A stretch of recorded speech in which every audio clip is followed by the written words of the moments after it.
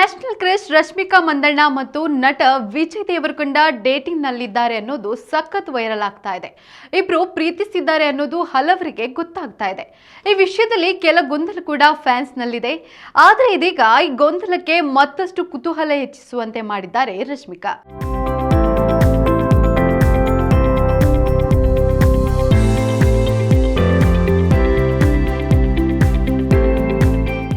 ಹೌದು, ಪುಷ್ಪ 2 ಸಿನಿಮಾ ಪ್ರಚಾರದಲ್ಲಿರುವ ರಶ್ಮಿಕಾ ನಿನ್ನೆ ಒಂದು ಚೆನ್ನೈನ ಕಾರ್ಯಕ್ರಮವೊಂದರಲ್ಲಿ ಭಾಗವಹಿಸಿದ್ರು.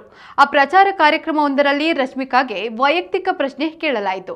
ನೀವು ಸಿನಿಮಾ ಇಂಡಸ್ಟ್ರಿಯವರನ್ನ ಮದುವೆ ಆಗ್ತೀರಾ ಅಥವಾ ಹೊರಗಿನವರನ್ನ ಮದುವೆ ಆಗ್ತೀರಾ ಎಂದು ಹೋಸ್ಟ್ ಕಡೆಯವರಿಂದ ಪ್ರಶ್ನೆ ಬಂತು.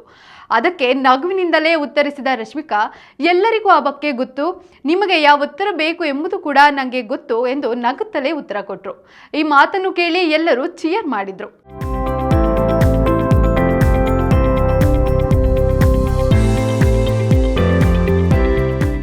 ಕೆಲ ಸಿನಿಮಾಗಳಲ್ಲಿ ರಶ್ಮಿಕಾ ಮತ್ತು ವಿಜಯ್ ದೇವರಕೊಂಡ ಒಟ್ಟಾಗಿ ತೆರೆ ಮೇಲೆ ಮಿಂಚಿದ್ದಾರೆ.